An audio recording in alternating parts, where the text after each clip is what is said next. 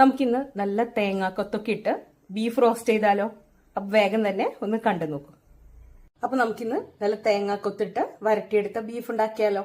അതിനു വേണ്ടിയിട്ട് കുറച്ച് ബീഫ് എടുത്തിട്ടുണ്ട്. അതിലേക്ക് 1 ടീസ്പൂൺ, ഏകദേശം 1/2 കിലോ ബീഫാണ്, 1 ടീസ്പൂൺ മുളക് പൊടി, ഒരൽപ്പം മഞ്ഞൾപ്പൊടി,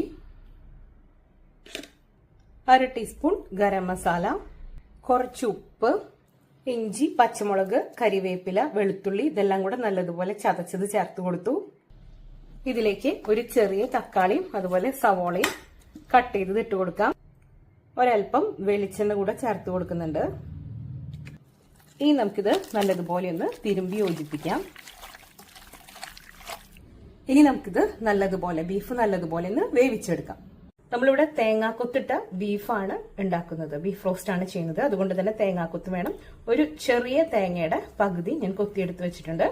അതുപോലെ ഒരു സവോള വേണം, കുറച്ച് ഒരു 3-4 വലിയ അല്ലി വെളുത്തുള്ളി ആണെങ്കിൽ അത്ര മതി, ചെറുതാണെങ്കിൽ കുറച്ച് അധികം കൂടുതൽ എടുക്കാം. കുറച്ച് കറിവേപ്പില, അതുപോലെ ഒരു ചെറിയ കഷ്ണം ഇഞ്ചി ചെറുതാക്കി ഒന്ന് സ്ലൈസ് ചെയ്ത് വെച്ചത്.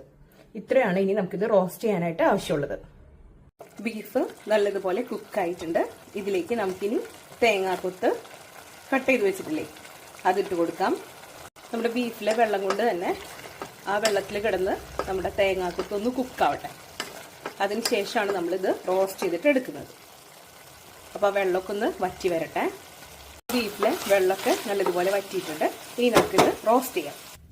ഞാനിവിടെ ഒരു കടായി വെച്ച് കൊടുത്തിട്ടുണ്ട്. ഇതിലേക്ക് ഒരു ചെറിയ ടീസ്പൂൺ അളവിൽ നെയ്യ് ചേർത്ത് കൊടുക്കുന്നുണ്ട്. നമ്മുടെ ബീഫിന് നല്ലതുപോലെ നെയ്യുള്ള ബീഫാണെങ്കിൽ ഇത് വേണ്ട. ഇനി ഇതിലേക്ക് 1 ടീസ്പൂൺ വെളിച്ചെണ്ണ കൂടെ ചേർക്കുന്നുണ്ട്. ഞാനിവിടെ വെളിച്ചെണ്ണയാണ് ചേർത്ത് കൊടുത്തേക്കുന്നത്. ഇനി ഇതിലേക്ക് നമുക്ക് സവോളയും ഇഞ്ചിയും പച്ചമുളകും ഒക്കെ കട്ട് ചെയ്ത് വെച്ചില്ലേ അതിട്ട് കൊടുക്കും. സവോളയ്ക്ക് പകരം ചുമന്നുള്ളി ചേർത്താലും നല്ല ടേസ്റ്റ് ആയിരിക്കും. ഇനി ഇത് നല്ലതുപോലെ ഒന്ന് വഴറ്റിയെടുക്കണം. നമ്മുടെ ഉള്ളിയൊക്കെ നല്ലതുപോലെ വഴന്ന് മൂത്ത് തുടങ്ങിയിട്ടുണ്ട്. ഇനി ഇതിലേക്ക് ഞാനൊരു 1/2 ടീസ്പൂൺ അളവിൽ കാശ്മീരി മുളക് പൊടി ചേർത്ത് കൊടുക്കുന്നുണ്ട്. നല്ലൊരു കളർ കിട്ടാൻ വേണ്ടിയിട്ടാണ്. ഇതിലേക്ക് ഒരു 1/4 ടീസ്പൂൺ അളവിൽ ഗരം മസാല കൂടി ചേർത്ത് കൊടുക്കാം. നല്ലതുപോലെ മിക്സ് ചെയ്യാം. ഇനി ഇതിലേക്ക് വേവിച്ച ബീഫ് ഇട്ട് കൊടുക്കാം. ബീഫും അതുപോലെ തേങ്ങാക്കൊത്തും ഇട്ട് കൊടുക്കാം. ഇനി ഇത് നല്ലതുപോലെ ഒന്ന് വരട്ടിയെടുക്കാം. അതായത് ഇതിലെ വെള്ളമൊക്കെ നല്ലതുപോലെ വറ്റി നല്ല ഡ്രൈ റോസ്റ്റ് ആയിട്ട് നമുക്ക് എടുക്കാം.